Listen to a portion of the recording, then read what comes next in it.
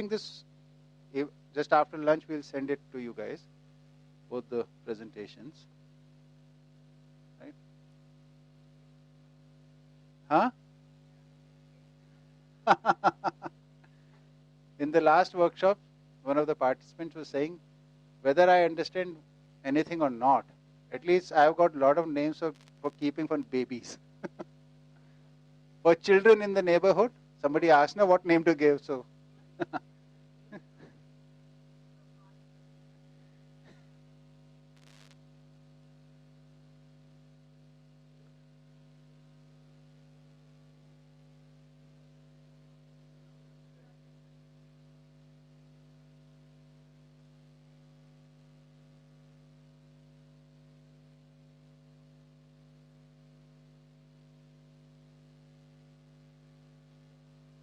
Ananyata, oneness.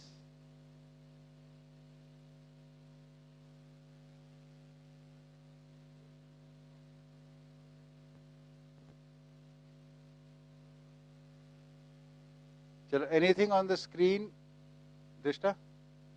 Let's go back to the original thingy, because anything on the screen will make fair, then the imagination starts running in that and the questions start coming in that. So let's keep the visuals limited. Okay. So we had talked about patience, then courage and generosity. Right? Now, this much is needed to live in a harmonious family. This is the qualification, or this is the prerequisite for living in a family, in relationships. When you want to expand your living, the sphere of your living to, say, community or society, then you have to go into kindness and benevolence. And if you want to expand it to the whole humanity, then comes compassion. Right? So what is kindness?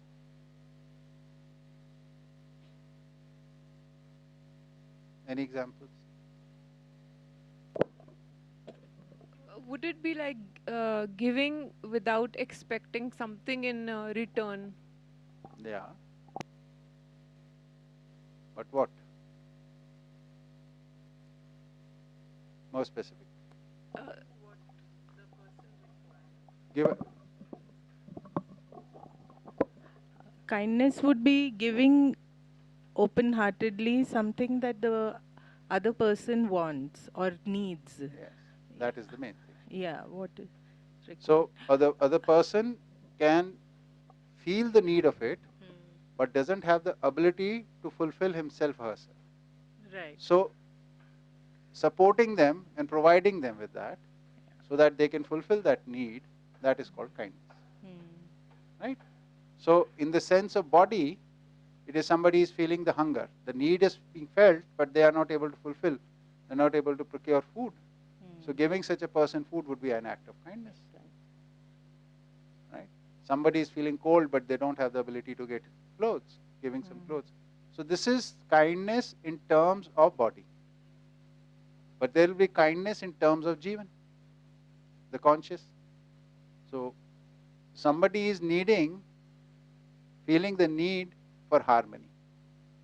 So helping them achieve harmony. How will you help them? By helping them in learning, helping them in increasing their awareness. So providing the educational opportunities, guiding them, this is all kindness. I'd like to share an anecdote actually. Please. This is a conversation that we were having in a circle where we were discussing kindness. So there was a 7-year-old boy also who was there amidst us.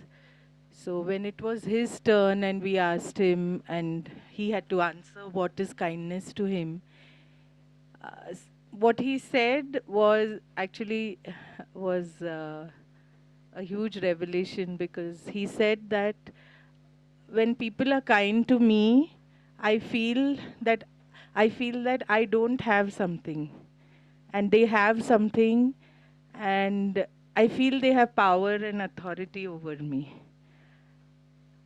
So when he said that, it suddenly occurred to me and many of us who were there in that circle that do we really understand kindness in Yes. its true sense? And are we really confusing kindness with, you know, our charity maybe, Yes. or Yes. our feeling that we know more and we just have to give somebody Yeah. without even understanding what that person needs? Right. So I just felt like sharing that here. This is a very important point, because if you look at the difference between the kindness towards the body and the kindness towards the conscious. So when you do the kindness towards the body, then you are giving them something which will fulfill their immediate needs. But when you give the education, then you are enabling them to be able to be self-sufficient. You are enabling them to be responsible. You are enabling them to be able to help others being responsible. Right? So yeah, so therefore opportunities for enabling them to become educated and then live like responsible people is the biggest act of kindness.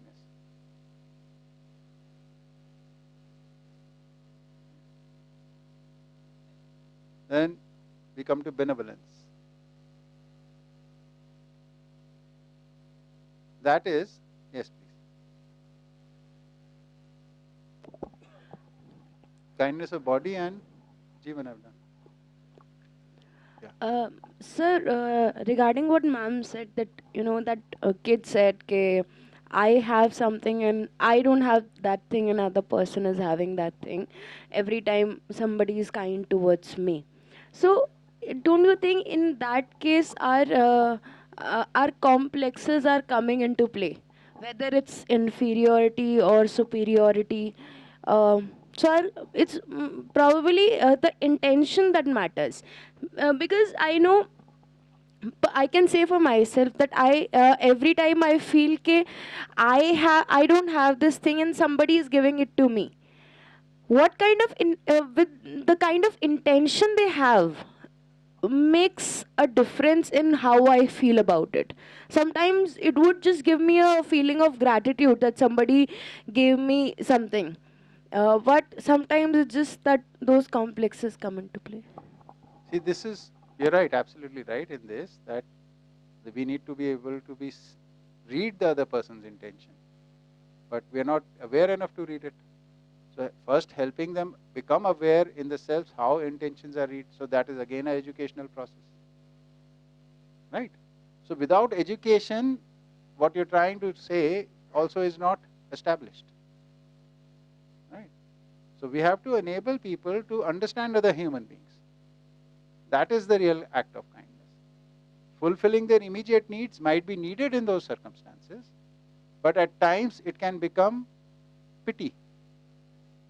And pity is not acceptable to human beings. Right? This is the sense which that child is trying to communicate. I don't want to be pitied upon. But the circumstances are like this, I have no way, no other way.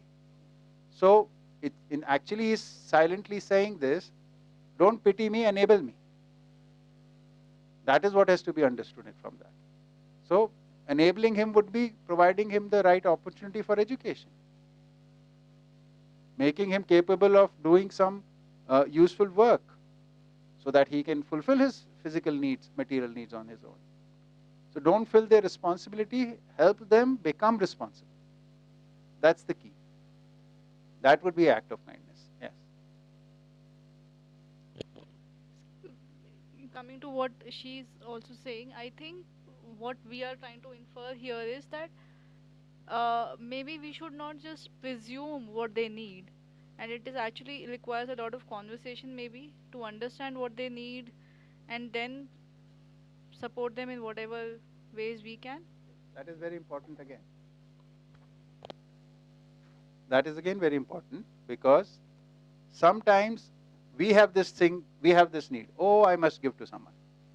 And then you catch hold of somebody and I want to give you this. That is very demeaning.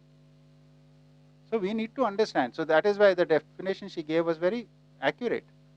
That person who's feeling the need, so somebody has identified the need in themselves and are communicating, this is my need. And you're helping them fulfill that. right? But this need is not only physical. Right now, the way we think, we primarily think in the physical needs. All our systems, all our charity, this is all based in providing material needs. See, nothing wrong with that, what I'm saying, but this will never fulfill the society. We have to close the loop by providing the opportunities for right education. Without that, it is not going to complete anything. This can go on for thousands of years and still the sense of being dependent on others will never go away. The sense of I am not able to live my life fully because circumstances are not allowing me, that will never go away. So universal education is needed. Universal education of coexistence is needed for that. Universal education of study of human beings is needed for that. Universal education of coexistential human order is needed for that. Without this, it won't go away. Okay. Yes, please. So like we hear that don't keep giving advice to everybody. So does it the reason behind or the logic behind would be that person doesn't need it, and we are giving the advice, but he doesn't need it. So it's not supporting his growth in any way. It could also be termed as not being kind. So the language I use to address this issue is advice is not given, advice is taken. Again, for advice, the driver is the one who is seeking the advice. If somebody comes to you seeking some advice, then you can give it. If nobody is seeking from you and still giving it, that's no point. So, like responsibility is not given, it is taken. Right now we think the other way around. When you become aware, then you become responsible about something. However strongly I impose it on you, you will never take that responsibility. So responsibility can't be given, it has to be taken. And you can only take responsibility of what you are aware in, according to your abilities. Right? So to fulfill responsibility, you need awareness as well as skills. Like for example, you become aware that our family needs food. So now you need appropriate skills to procure food items and to cook them and provide for the family. Right?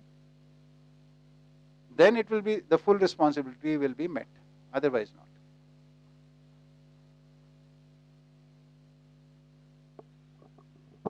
Another related question to this is like sometimes the elders, they use the preaching that you should do this, you should not do this, this has to be done in this way.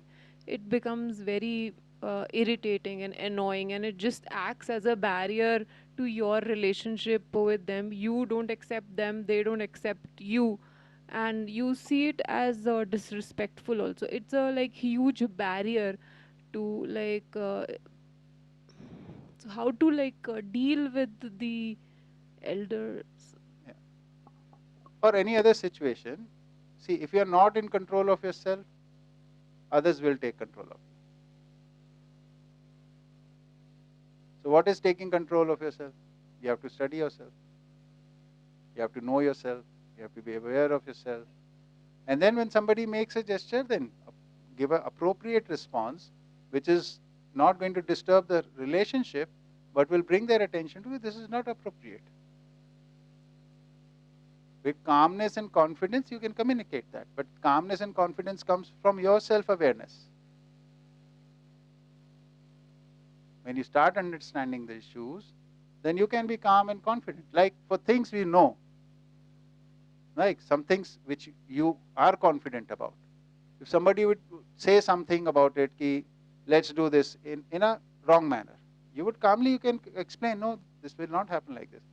Like if we were to ask Sharmila, if I were to tell her how to make the lemon tarts, since I don't know, if I tell her, no, let's do this, let's do that, she can calmly tell me, no, this is not how, this is, I know the recipe, I made it before, this is how things have to be done. So you can be calm and confident in areas where you have the expertise, you have the confidence, where you have the awareness. Where you don't have any control, others, because it's a society where people are imposing their ideas on you, so you will get pressure from there. And you'll start buckling under the pressure, because you yourself have not stood upon that ground yet. Right? So it's a thing of raising our own levels.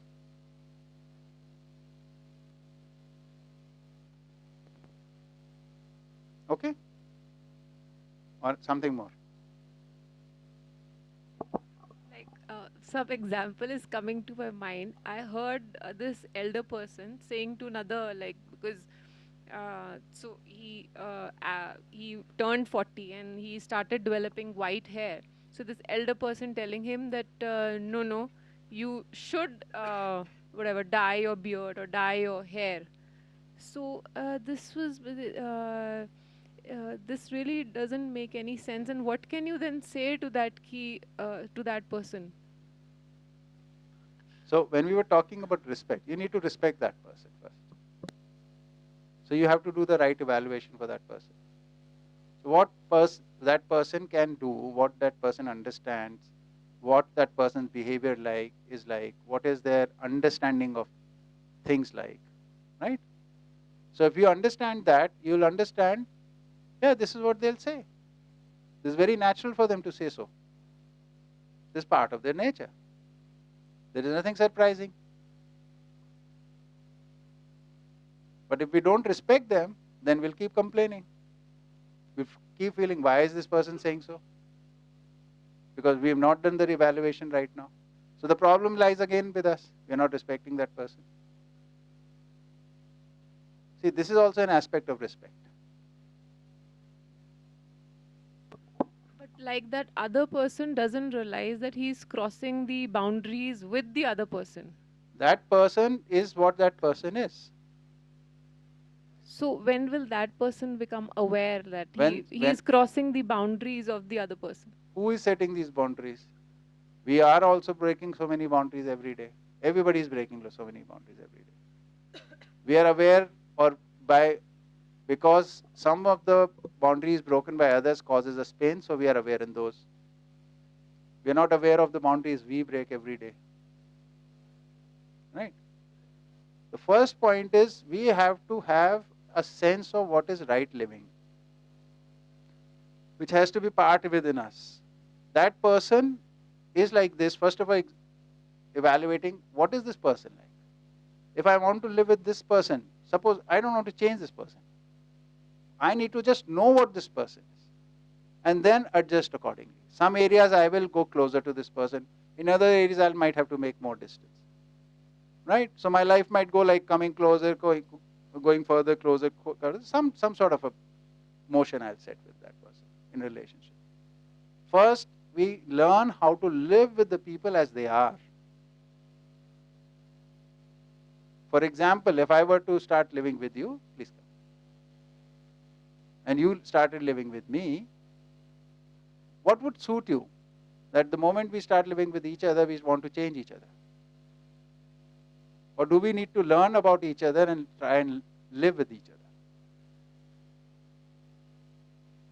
So we first identify each other, right? Then we find out, okay, these are things, if these could improve, then things could happen, right? So once you've started respecting each other, because of the respect, there is a space created for communication. See, whether we express our feelings or emotions towards the other or not, the negative emotions definitely get communicated. They reach the other. The sense of disrespect will go there. Sense of mistrust will get communicated. sense of lack of affection will get communicated. So then the other person also doesn't listen. The other person will do as their nature is. First we need to examine, do I have the ability to educate them? Do I have the time and resources to educate the other person right now? Do I want to take the responsibility of that right now? First answer those questions within yourself. If suppose the answer comes, no, I don't have the time, energy, effort, because I have to focus on my children, I have to focus on my set of responsibilities, then what do? Then we learn they are like this, and we have to have this dance with them. The dance with them might be different than the dance you have with your family here. You know their steps, you adjust your steps accordingly.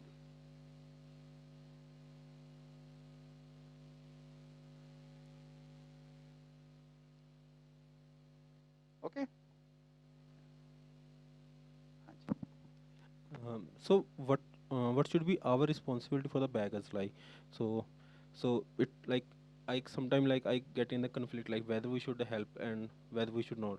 Like like for some time they ask for the goods like the for the food, for the water, and the one day lady ask for the medicine, like, and the most of the time they ask for the money. So like for the money I deny, like I am not going to the give the money. Like for the like even the goods, like I have 50-50, like sometimes I feel like we are capable of doing that, like and the thought is like we are not supporting the society as like by helping the they, because they are like they peers, like they are physical well and they are not choosing to work. And one day I offer one person like would you like to give some work for the money, like, so he said no, I'm not going to do that. And like then we like sometimes we become judgmental, like there is a case like there is someone genuine like who needs the like food, like because of whatever reason, and we become like judgmental, like we are not going to support the this section of the society, and we deny that. And this is all the conflict that we came go through, like what we should do that. Talking in terms of beggars. Are you talking in terms of beggars? Yes. Okay. See, we don't live in a relationship with beggars as such. Right? First of all, we must acknowledge. We are talking about this. So these are events. So one day your mood is slightly more generous, somebody approaches, you give the money. The other day you say no.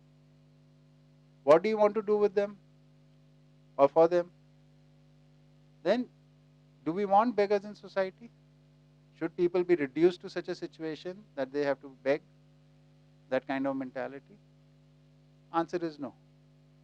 So how can we take it out of the society? By enabling opportunities for education and learning skills and being responsible for everyone. So we can contribute in that manner. We can help in taking education to a lot of people. To, like Sukriti was saying, to the underprivileged. Right? So we can contribute. That is the way. That's the systematic approach. This is not an event-based approach. Events, though, like you are addressing in some manner. Today you're generous, you give. The other day you're not generous, you don't give.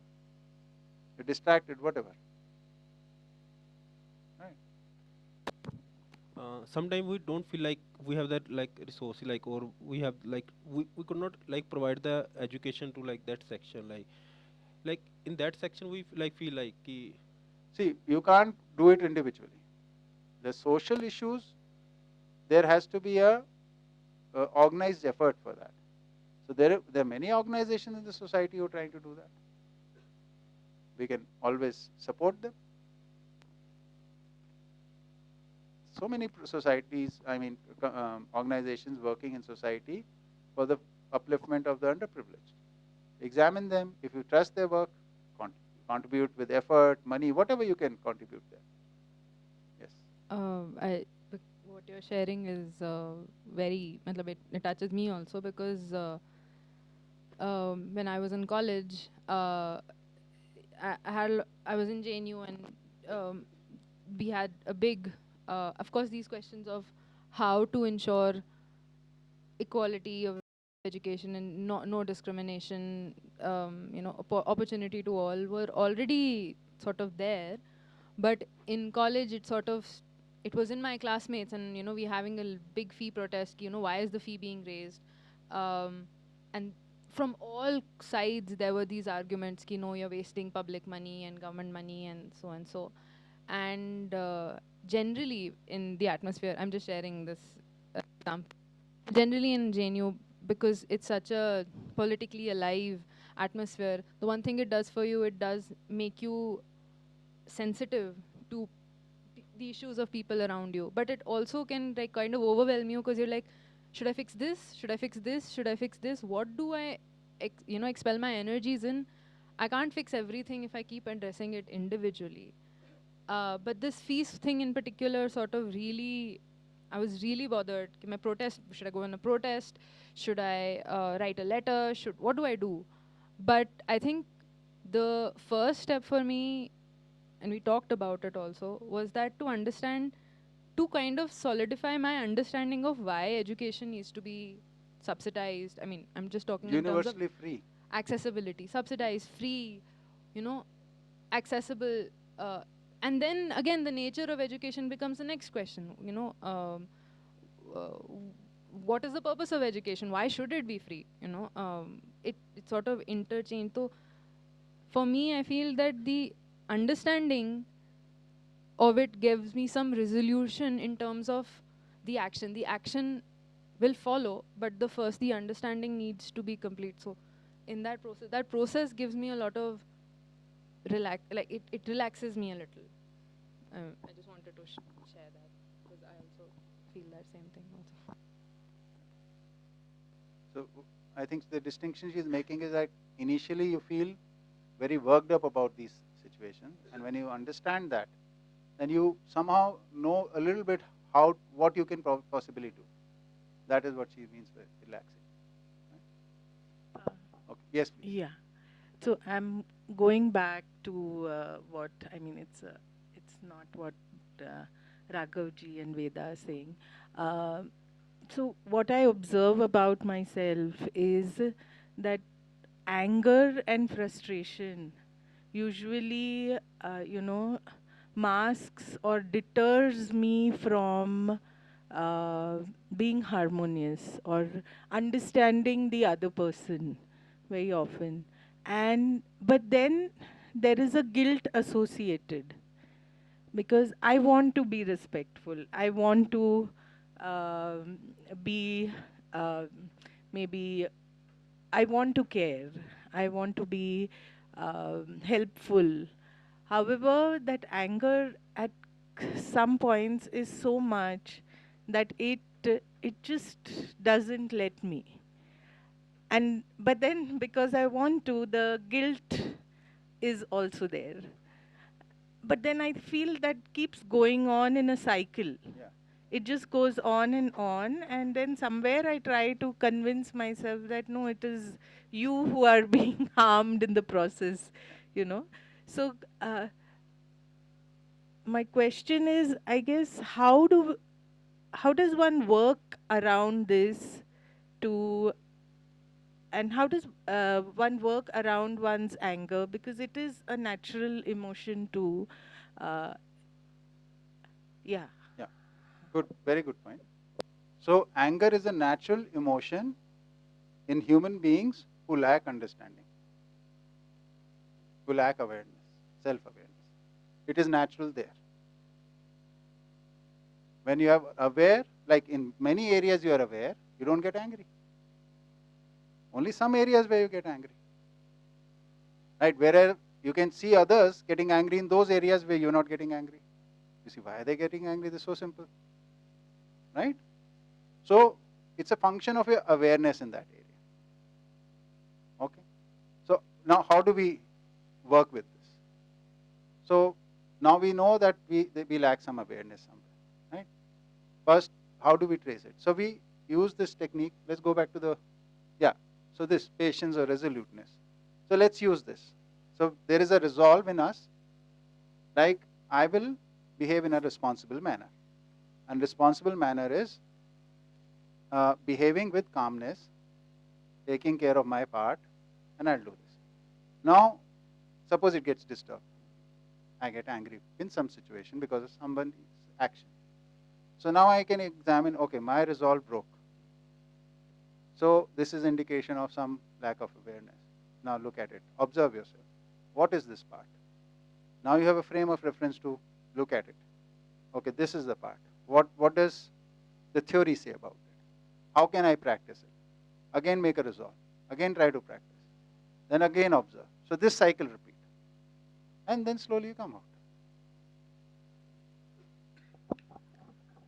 So I have an anecdote to share in this Okay. case. So around 2-3 years ago, I was trying. My friends were going on a trip, 2-day trip, very close to Delhi, and my parents knew all of them. So I was asking for permission from them, and of course, as most of the parents, they said no. Okay, you can't go. You'll be staying away from home. This, that, and even for the most logical reasons that they gave me, I got so angry that how can I'm 22, I'm 23. How can you deny me a trip? I really want to go there. My friends are going. Everyone's going. So even the most logical of reason was making me really angry, making me really frustrated. After around a month or so, I had to go for a workshop. Again, solo travel, 15 days to a very risky location. But it was something that I actually had a whole reasoning for. And my intentions were that I want to learn this. I had a very complete clarity that this is my reason. I'll get this out of it. I'll get that out of it. And for that, when my parents, first time, of course, they denied that you can't go. My conversation with them was very pleasant. It was very calm. I was not getting angry. I was trying to convince them with most decent, in a most decent manner. But when I was not clear that my friends are going, they're going to party, they're going to do this, that. At that point of time, I was not 100% sure about their intention or my intentions, so I could not convince them. But when I was clear, I had a complete understanding. My intentions were very clear that I am going to go and learn. At that point of time, my way of conversation was very different. I was not getting angry. Yeah. Good point. So you wanted to say something, Shweta? You forgot. Okay, if you remember, then we'll come back to that. So we were talking about kindness. We talked about kindness in two aspects of human beings. One is in terms of the body, and one is in terms of the conscious Jeevan. Kindness in terms of that. But kindness can also be towards animals. Kindness can be, whenever expressed, is expressed in areas where it can be received. And the receiving is, because kindness is an act of the conscious, it is received by the other end conscious.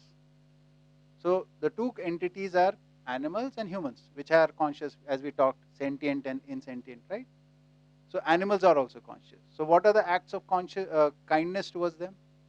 So one definition is, do not disturb the development of the natural things, right? So in nature, a lot of activities are happening. Birds are doing their own thing, ants are doing their own thing, snakes are doing their own thing. Not to disturb that. That is the least amount of kindness you can do with them. But it is an act of kindness. Like in this surroundings, there are so many living things who are doing their own thing. And they're all very useful for the ecosystem, right? And we don't have any business disturbing them, right? We don't have to kill them, we don't have to hurt them, right? Let them be. Why this is important is, like, even 30-40 years back, in India itself, I don't know about other places, but here, that hunting was a sport, right? So you go into the forest and you hunt animals.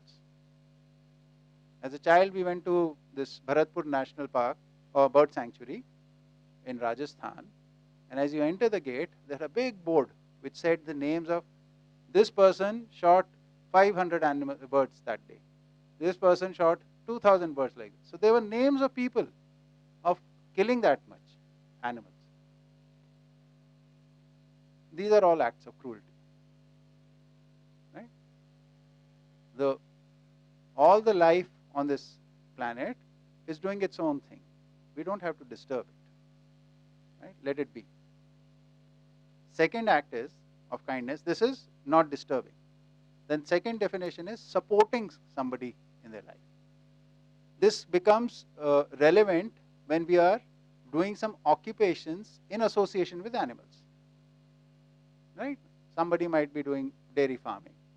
Somebody might be doing wool or something like that. Right? So many things. There are so many occupations in the humankind which are associated with the animal. Farming with bulls and stuff like that. Right? So how can you be kind in this?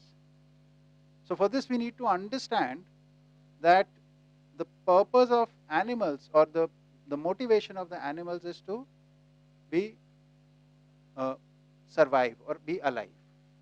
Being alive is their main driving force. And this being alive, they exhibit in two manners.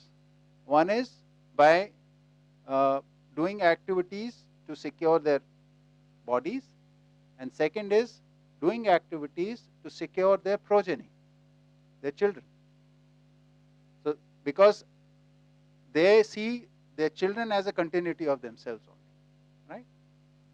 So if you watch any animal doing any activity, you will be able to see it is either for their own bodies or it is for their progeny.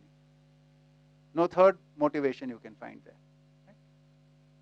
So that is the main driving force for them. So now if we are working with them, suppose we are doing dairy farm and we have some cows, like we have some here. So cows in nature on their own give a certain amount of milk, right? And that is sufficient for its calf. There is no wastage, there is nothing like that, right?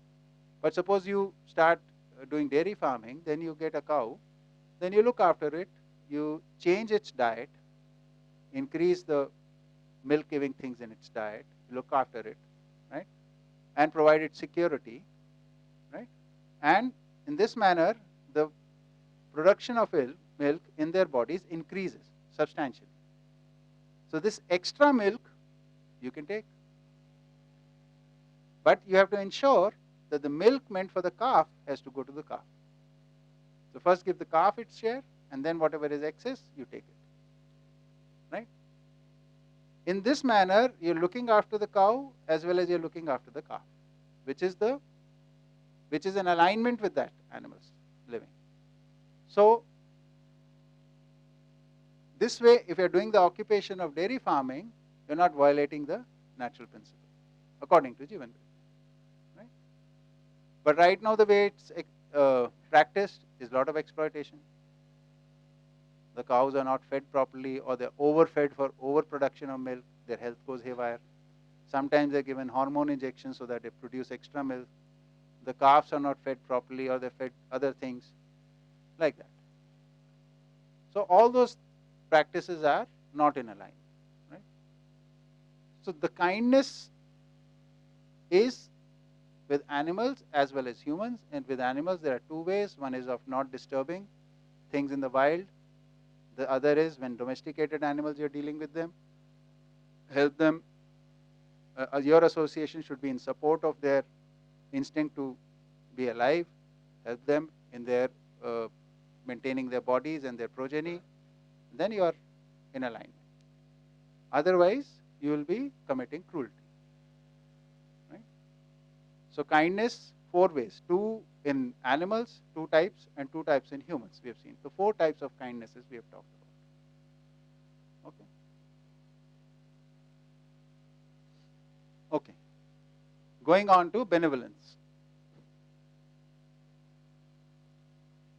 Benevolence is capacity to establish receptivity in those who have access to the content but not the. So this is the technical language. I'll simplify it for you. What does it mean? When we talked about kindness, the definition we took was somebody feels the need but doesn't have the ability to fulfill that need. Right? So helping them fulfill their need is an act of kindness in terms of humans we talked about. Now suppose they're not even aware of the need. Right? At a lot of times, we are not aware of our needs. Like we talked about human needs and we looked at like happiness and comforts or happiness and facilities. There are two needs of human beings. Right? So we are aware of facilities that we need, but how will we get happiness we are not aware of? So there are times when humans are not aware of the needs. So instilling that need in them, that you are a human being, this is your need. This act is act of benevolence. And this is also done through education. Purely through education. Instilling the need to live as a humane person, to live in humane conduct. This is benevolence. So making them aware of the need to live as human beings in humanness. So this is the capacity which you use to establish the receptivity towards the humane conduct. Humane conduct is need of everybody. We are not aware of it. So when you make the people aware of this, this is benevolence. Needless to say, this again can only be done through authenticity, not without that. So if you're not yourself living in humane conduct, you can't do this or this. These both can only be done on basis of authenticity. Okay? Any questions? So these words are very popular. We are defining them in a specific manner here in light of Jeevan Vidya. So you should be, I hope I am able to communicate these, that you are able to get the meaning which we are trying to project.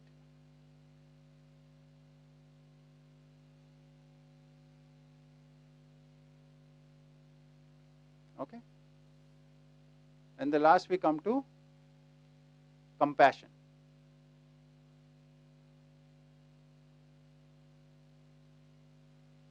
Compassion is a function of all these three: kindness, benevolence, and compassion. They come out of love that we were talking about earlier, right? So like what Gangu was saying earlier, that when you realize that every person, whether he might be in 4.5 activities or in the 10 activity, you start feeling that they are just like me.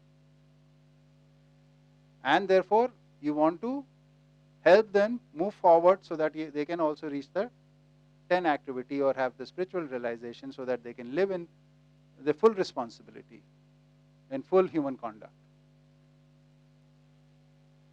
So in that case, the highest contribution you can do to somebody's life is that you give them, first establish the need to be human, and then give the education for that humanness. You fulfill both the parts, that is what compassion is. Okay? So it's kind of doing kindness and benevolence together. First benevolence and then kindness. But there is another aspect to this. And the aspect is that compassion manifests itself not with 1, 2, 3 individuals, or even for that matter kindness and benevolence. It manifests as a system. Then somebody who is benevolent will really work for education systems to be established, for awareness of education should go through, reach the maximum number of humans. So you work in a systemized manner then. You work through organizations. you work through human endeavor of cooperative action through that. So that because it needs a lot of support. Right now, most of the human enterprises are for making profit. Most of the organizations are for making profit. Right? Now, in this model, the cooperative models of enterprises would be for kindness, benevolence, and compassion. We work together to ensure the awareness of humanness spreads to everybody. Wherever there is awareness, the education is available to everybody. Wherever there is education, there is opportunity to live it fully. For this we'll cooperate. For this we'll make organization. For this we will come together. Right now, if you look at all the structures of coming together in humankind, the motivation is either war or business. There is no third kind of coming together.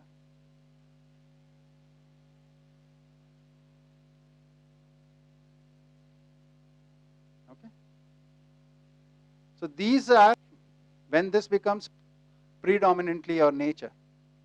First these three, then these two, and then finally, this is the final journey. This is the continuity.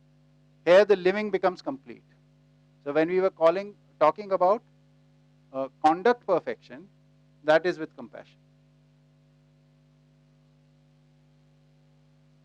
Kindness, benevolence, and compassion is conduct perfection. When that becomes your nature, that becomes your default setting.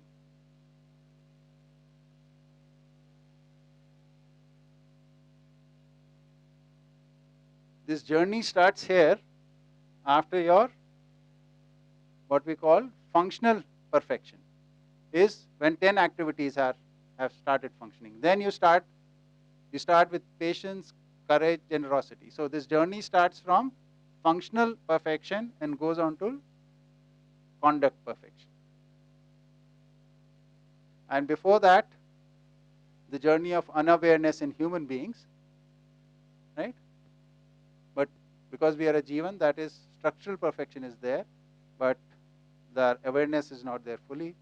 So we are living, though we are units of knowledge order, we are trying to live like animals. So it's called animal consciousness. Yeah, let's show that chart now. Now that we have talked about this, now there are 5 ways of living as humans on this planet. 5.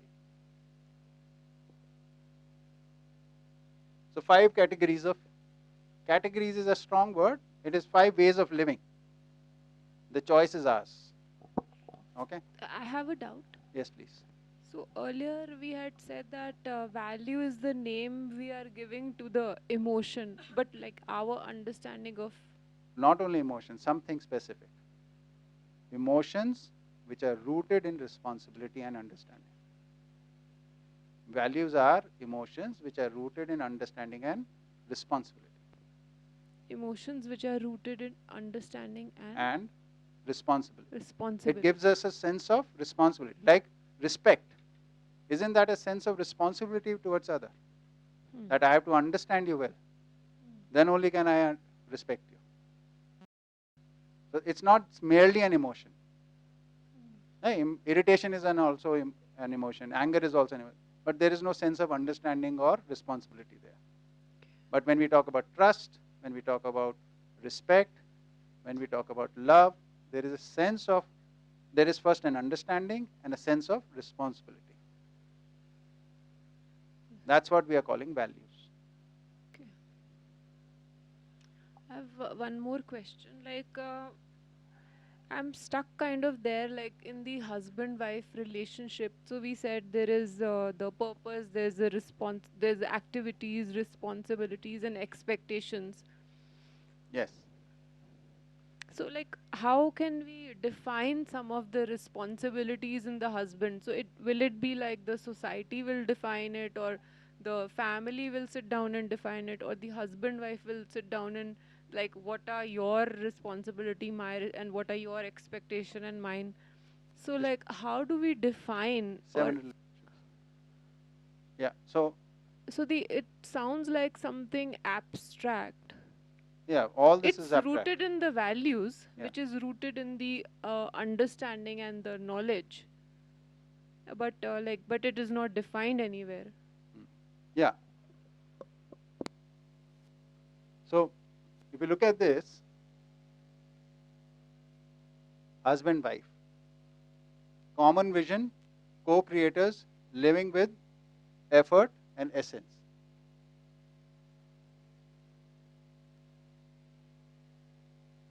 The message here is that there is a design for human beings in nature. We don't have to define human beings. The definition is there in nature. We have to understand it. We have to read it. Husband-wife relationship is there in nature. We don't have to define it. We just have to understand it and become aware in it. So, when we attempt to define it, when we are not able to read the nature's design, then because we have to get by, we make our definitions. They work sometimes, they don't work most of the other times. So we stumble through these relationships. So this is the common minimum program for husband-wife. Right? So there is a purpose for which this relationship is there. Right? We did talk about this in the class. We did talk about they're the co-creators. They both have the qualification of marriage is first spiritual awakening. Because you are taking on the responsibility of the continuity of the humankind as well as nature. So unless until you have understanding, how will you ensure that responsibility is fulfilled? Right now we get married because we have come to the age.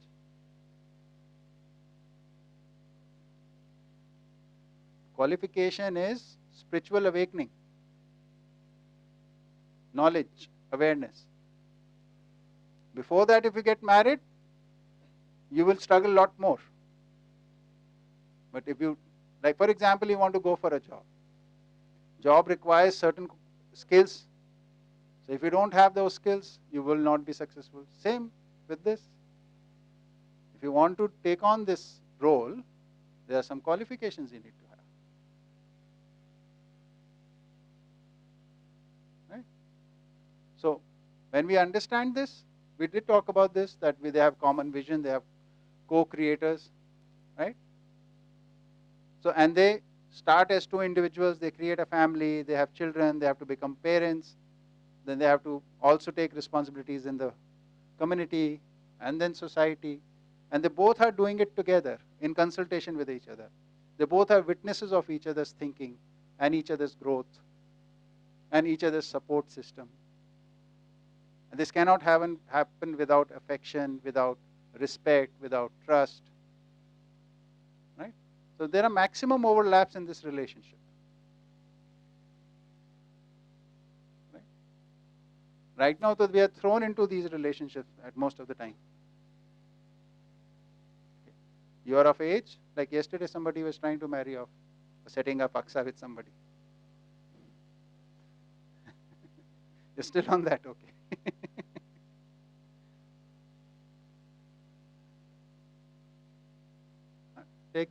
Take the mic. I just want to know if we'll be talking about trust because Yes, we can talk about trust. First, but we had come to that topic, we'll come to trust again, right? Let's go to the 5 categories of human beings.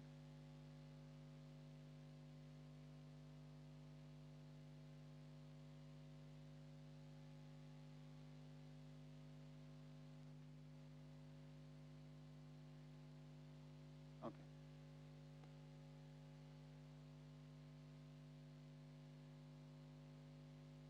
So there are 5 ways of living as human beings on this planet. Okay? Let's open the chart fully.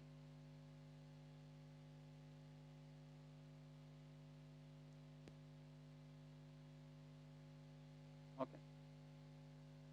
These are the 5 ways. We've not given them names. Names for these 5 categories.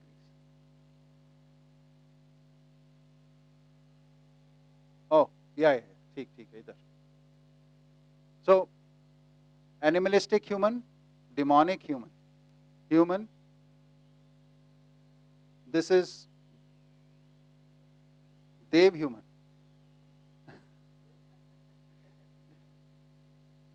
Running out of time. That leave this on freeze and you go there.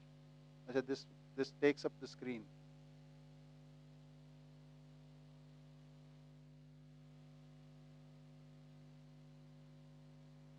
Okay, we'll think of better names. That's let's use this for the time being, right? So these are just names we are using from the language, right? Don't get disturbed by this. You will identify this with these. These 3 things are with which you can identify where you are standing. This is not for identifying others. Okay, you are the animal, you are the dominant thing. Not for that. That will only create fights. Okay? Placing yourself, where are you? Okay? So their nature is either they feel helpless, or they do deceit, or they do cruelty. Animalistic human beings are predominantly function with this. And demonic human predominantly works with this, deceit and cruelty. They are also helpless and deceitful. Cruelty is less.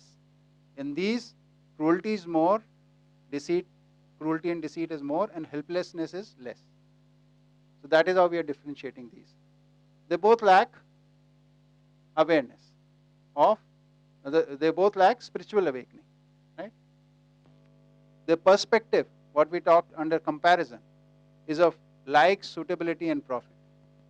In Hindi we say Priyahit Labh, likes, suitability and profit. Even this. So their decision making is rooted in this, right? And their desires are in this. So their motivations, they're motivated about this. Their actions are around this. Their decisions are for having food or sex or rest or something like that. So all decisions are mostly in this direction. So in the combination of these 3, you can identify them. So the main difference between these 2 is here. They're more helpless. They feel, like for example, they feel lack of control over their lives. Right? What can I do? It's God's wish. My luck is bad. All this is signs of helplessness. Right? Huh? Yeah. So, and these believe in taking others' things. They dominate, they impose, they exercise authority, power. Right? They live in a family and boss over everybody, exploit everybody. They complement each other. He surrounds himself, he or she, with such humans, because he or she can exploit them more, can be more cruel and more deceitful to them. Right? So this person prefers to live with these, because if 2 or more of like this are there, then there are fights, lot of aggression. Right? So this is the inhuman level. Inhuman basically means, inhuman or subhuman is basically living less than a human being. And this is why it is being called animal consciousness. In this, the fundamental belief is I am a body. I'm only a body, merely a body. Knowingly or unknowingly, this is the basis on which you operate. Yes, please. So wouldn't it be relative? Like, when I am personally thinking of myself in human context, but for somebody else I might be deceitful or helpless, or they might feel that I'm doing it for my own profit. So what I'd say is, When you have to examine yourself, be very strict. Okay. Yeah. Okay? Observe yourself. Observe your desires. Observe your perspectives. How are you taking decisions? Observe your nature.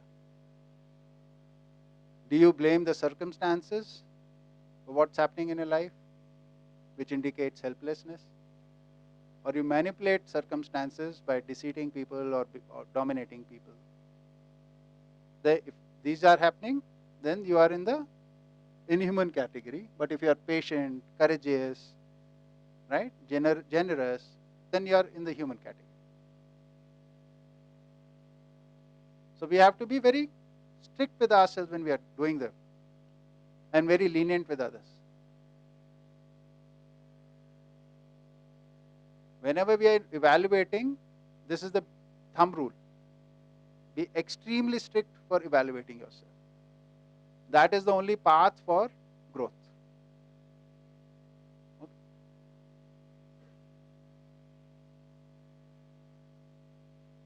Coming to the human.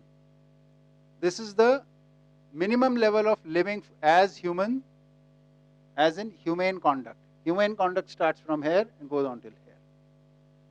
Okay? So a human, or a normal person, or a common man, or a human being, you arrive from here to here through education, through spiritual awakening. When I say education, it is spiritual awakening. We all are born somewhere here, and we have to reach here. But right now our social systems, our education, our society doesn't have the education for this or this. So we get stuck here for all our lives, mostly. So what is this like? This is, the nature here is patience, courage and generosity. We have talked about this, right? And perspectives are of, in relationship, being just, when interacting with larger groups, righteousness, and when thinking of ourselves as a part of the human race, humankind, then truth. Right? So these are our perspectives here. But for a human, primarily justice is the main thing. And these crop up on certain events, right? But the nature is morely of using this more and more. Right? And the motivational desire for them is having educated people around them, or spiritually awakened people, not only for themselves but also for the betterment of the society, and helping people arrive there. So for this they associate with people. Okay?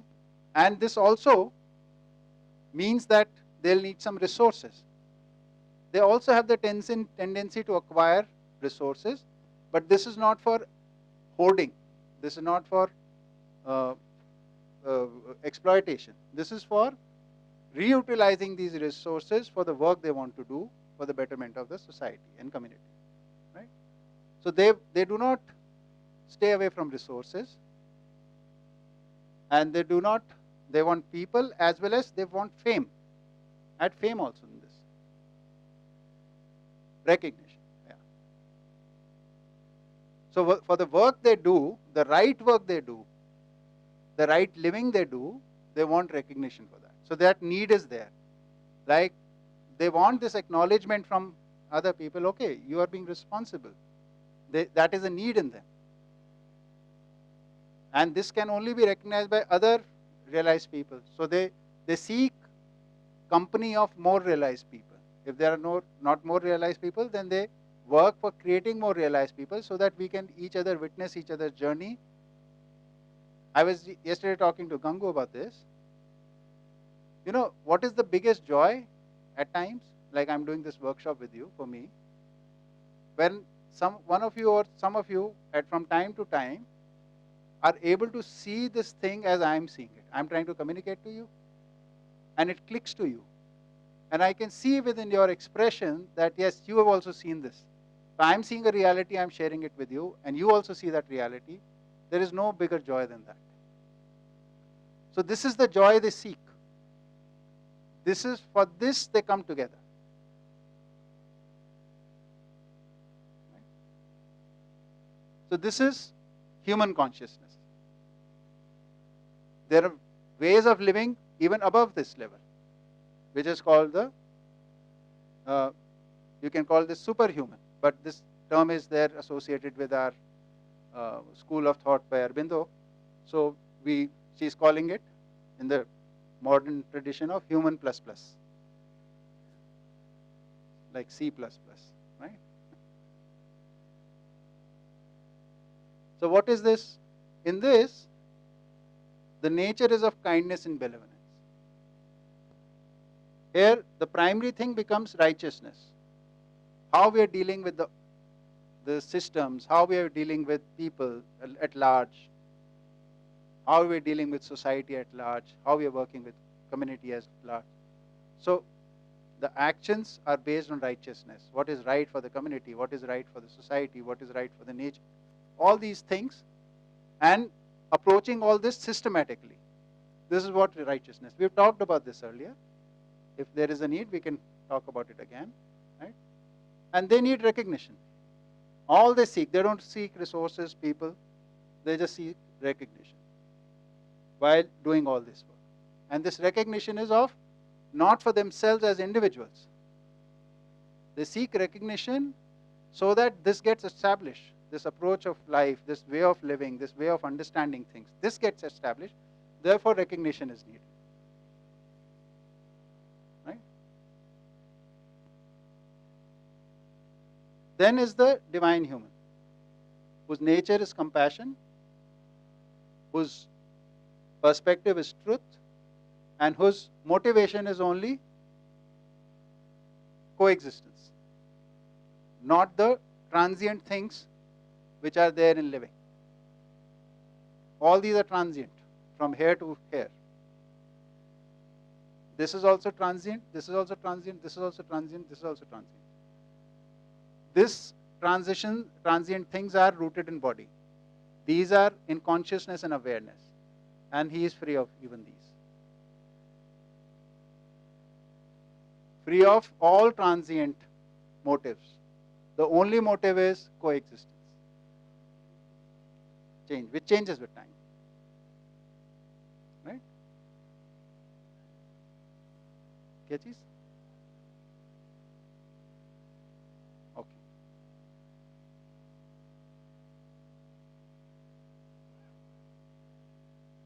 So he lives with the desire that the family is in coexistence. His primary desire is that community, the group of humans that he's living in with, they come into coexistence. And this person lives that the entire humankind comes into coexistence. Right? And this is obviously progressive, right? Once you are living here, after some time you will transition into this. You'll realize you have to. Realization is even here, what is the stages. But you need to go from here step by step to this. Somebody might want to just not go beyond this, want to stay here. These are all choices after a certain time. So wherever you want to live. Because the disciplined life of each stage is very different. This is very social life. This semi-social life.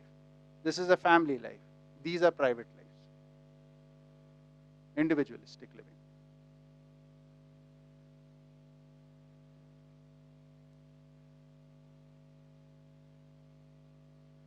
Any questions? Mike. Please, can you explain once again the resources and people in the human roles? Right. So, when he works, right, human person, with human consciousness, then what motivates him? What does he want in return? Right? So when he's working in society, then he does want to acquire some wealth. But this wealth is not required for his indulgence. Okay, he doesn't want to enjoy food and eating and drinking and wasteful, not for that. He acquires wealth so that he can reutilize it for expanding this humane work that he or she is doing. Right? So this is that part of resources. In Hindi we call it viteshna. Okay. Then putreshna, the second one, which is basically having people. Now you're living in a manner which is full of awareness. You want other people to live like this. So you want the next generation also to live like this. So you start creating your interactions in a manner that people are able to see this. Right? So the people to be around you. Right? So you want people to be around you, whether they are your own children, whether they are from neighborhood, they are from the community, right? Or the youth or things. People who want to learn, who are seeking to be aware, they they're seeking direction, guidance in life. So you collect such people around you, right? And then is the lokeshna, or the recognition which you need, which basically means all this good work you're doing, the news of this has to go far and wide. How is that useful? Because if the right works information goes, oh, there is a nice way of living, we don't have to exploit, then people will get inspired to do that. So Dev Manav has the need for this recognition also. Only a need of recognition, not the other. The first one has the need for all three. Sometimes wealth, sometimes people, sometimes recognition. So their actions are basically for getting either wealth or people or recognition. Dev Manav, his actions are only for getting recognition. And Divya Manav, or divine man, human, their actions are basically because this is the way of living for a human entity. He drops all the uniqueness and just becomes a generic human in existence. That's the only motivation he has. All spatiality from his disappears. Right? Just like any unit of nature, it is just functioning. A tree is functioning like a tree. It's not concerned about its uniqueness and speciality. A river is functioning like a river. So this human being is functioning like a human being. Nothing in return is needed. That is the highest, most consciousness. How I also understand it is that, once so how we move from inhuman to human is if our spiritual aspect is awakened. Yes. So we can just imagine a student has completed their education, they're young, and they're now awakened, and now they're finally reaching the stage of human. So they realize that the first level of manifesting this um, understanding, or like the first level of living, in fact, is within one's family. So one will work towards establishing stability in one's family, and for that you need to establish. We haven't done those levels yet, but at the level of family, we need to provide for our family. We need to ensure resources that we're so that we're prosperous, and so the resources and people here are in terms of setting up a family. How I see it is setting up a family unit which is stable. So that is the first level of expressing or manifesting our awakened understanding. So that is what will motivate us in the beginning, because we know that's the first step. So that's what we'll be working towards.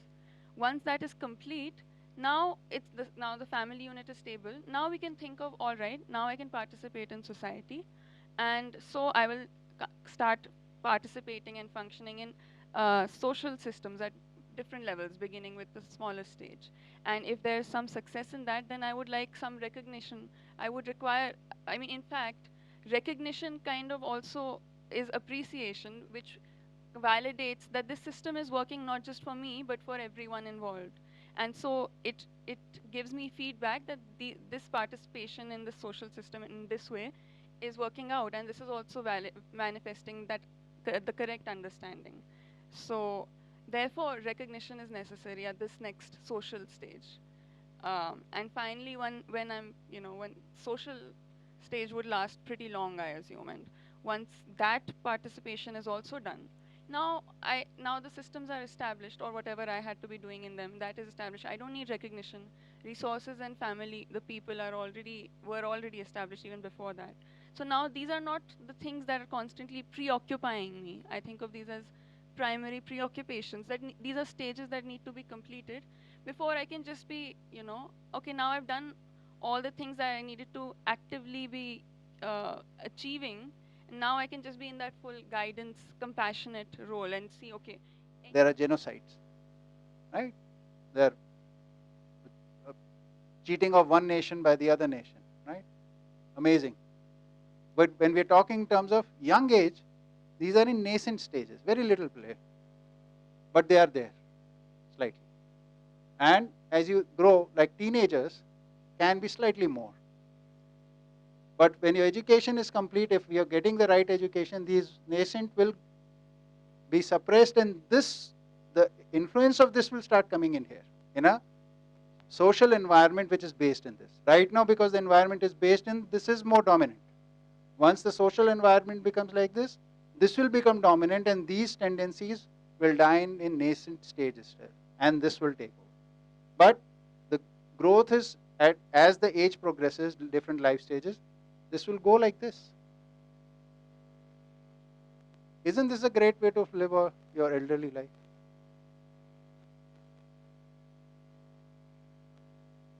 From youth to middle ages, youth is like this, and then middle ages is this, and elderly age is like this. Could be.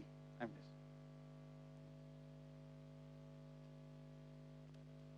just. In a just society. Yeah, please. I mean, what I'm going to say is related to what Drishta was saying, but I feel like, I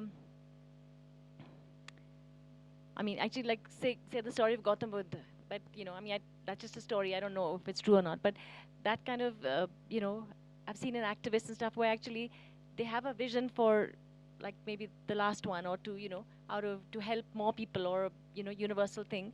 So but many times their relationships with the co-workers, with their partners, their families gets abandoned. Yes. Like even Gautam Buddha, like he left his family, right, to find some truth, to help the world or whatever. And so it feels like there's something incongruous about leaving like your primary responsibility is for a larger cause until the first is stable. It doesn't to me it doesn't make sense. But I'm just wondering about that because many people say that for the larger good they're sacrificing a relationship or family or the immediate community or something like that. And I was just wondering about how we see this here, right? So that's a very good question, because see, that's why I said this table is for looking at yourself, placing yourself somewhere on this table, not for others, first of all. Because if you are able to place yourself correctly here, then only will you be able to place somebody else correctly here, right? First that, because whatever you are aware in yourself, you can detect in the others. Second thing about people who have been in past, right? I know you for 1 year now, but I know you a little bit because we have interacted just a few days in that last 1 year. I know Veda a lot more, Aksa in between what I know of two of you, right? Because we have lived together. But there are people like say Gandhiji. I've never lived with him. I've only heard of him, right? And I heard of him through people in between. I've never lived with him, so I don't know him. I just heard of him, and now I make a guess what Gandhiji was like, right? I know a little bit of you, so I can say something about you. I can say something about Veda. I can say something about Aksa, right? But people have not. What we know about Buddha is not what he lived. We hear about Buddha is what is now remaining in our tradition, or what he said. It could be like the Chinese whisper game. What he said and what we are getting, there might be huge gap. We don't know. So what happens? How does things go forward in human tradition over generations? So there have to be Buddhas in each generation. Then only you can know what a Buddha is like, what his journey is like. Then only can you evaluate. I can evaluate Drishta, Drishta can evaluate. We both can mutually evaluate each other because we live with each other. Right? I can't evaluate Buddha right now because I don't have clue what he was like. Because there is no tradition of Buddha. And even this, what we are talking about, if we don't live it, and there is no tradition, no multiplication of humans, this also will become bookish, and this will also get, like we are trying to translate it in English. Some distortion is taking place there. Then somebody else will come and change it. Some distortion will take place. So knowledge is not carried forward in words, or in books, or in songs and literature. Knowledge is carried forward in living human beings. You have to become authentic in terms of that. Then only can it move forward. So this conflict now, we're coming to that part of the story. Now we are talking about story, we're not talking about the Buddha now, because we don't know Buddha. So this story, which is used to say like there is always a conflict between the family's good and the well-being of all, right? Existential. See, that story is coming from a place where this journey is for breaking away from pain. Right? Sadness is the reality. Right? So for this, the source of sadness is this world. So if you have that message, then it is not material what is happening to the family. Whereas relationships is the first source of happiness. So you can't bypass family. Unless until you are able to live with awareness in family, you can't live with awareness with community or with anybody else. What by family I mean is not what you're born in, but with whom you are committed. You already are committed with some people. If you can't live with them, then who will you live with? They're the most supportive to you. If we can't live with them in harmony, who will we live in harmony with? How can we live in harmony with anyone else? And this is about awareness, consciousness, right? Our family members are also conscious beings. Harmony has to be lived here. Here you'll have maximum overlaps. They will be able to scrutinize each other very carefully to help each other grow. Here is the maximum commitment. Social leader will come and go, but family stays with you together and they can help you grow if it functions on basis of knowledge. If it doesn't function on basis of knowledge, then it can also be hell. We all know that. Does that address?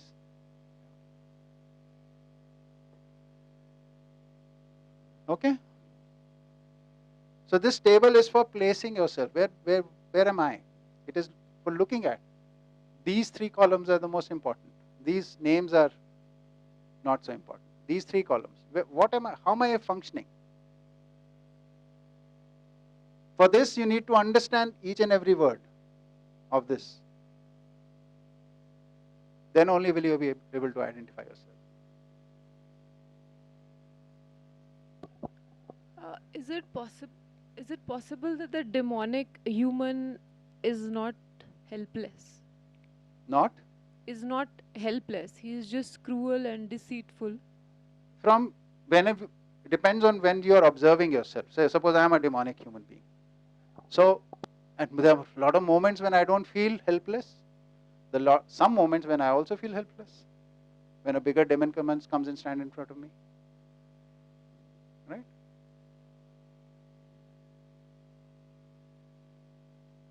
But predominantly, they are more cruel and deceitful than being helpless.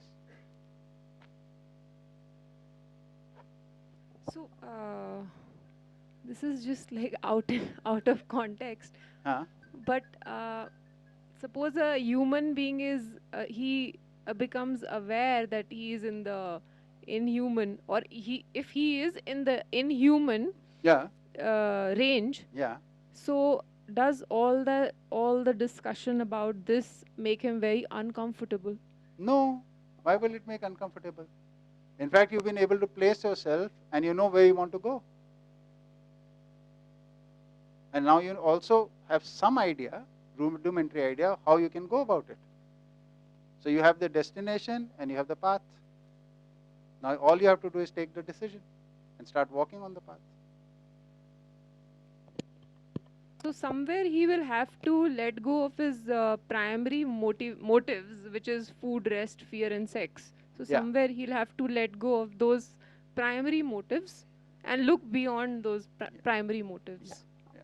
So it won't happen that you can change people's nature overnight. I can't change my nature overnight. But I can always focus on this, the constructive part, for some time, 1 hour in a day. For a 8 days workshop, you can focus on this. Right? Here it doesn't matter what food is there, what quality is there, what sort of rest is there. All are attending this workshop with a lot of discomfort because you're looking at something higher. So for that short time, you can do it. That has some influence. Some of these desires withdraw for some time. Then slowly expand this. That will get reduced. So stepwise process, within say a year or 2 or 3, you could be totally out of it. I'm not sure that we can be totally out of it. Even I feel in human plus there will be some of those aspects of the basic motivators, because the physical body is there. So I guess the basic motives will not disappear. I'm assuming in the human plus also. See, like when we were talking about the parent-child relationship, I was mentioning that you give birth to the baby so that it becomes learned and responsible. You're feeding the baby so that it becomes learned and responsible. You're sending them to school so that they become learned and responsible. So the motivation is what? So has it replaced? For an aware parent, right now what do we do? Our child should have this much resources, this much facility. I must arrange this much for my child. Right? So our motivations are different, and there it is different. They both are not together. They can't exist together. Any of these three can't exist with this. But when you are focused on this, these become regulated. They come into their optimum range. Right now they are haywire. The food is supposed to provide you nutrition and health. Food is the biggest cause for ill health. Food is supposed to provide joy in the family. Isn't it? When we make something like somebody's birthday or marriage or something, we celebrate with food.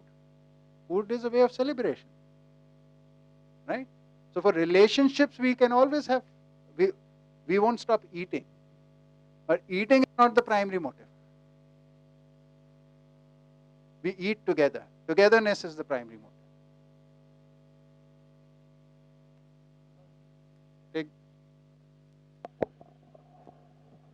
The terms appear to be stronger than the context. Demonic, human, I think we can... please suggest better terms. Subhuman maybe. Okay, subhuman, fine. I have no attachment to these terms. Okay. My main essence is this. This is the main thing. These three columns. What he said, uncomfort, discomfort. So I think that is related somewhat to this. Okay.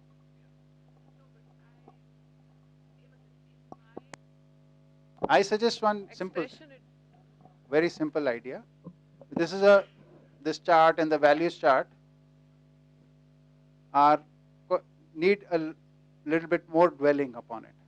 So why don't we digest this while we digest the lunch, and then come back at 3 o'clock? Then we can recontinue the discussion. Okay. Note it, please. Note it. We'll do it when you come back. Okay.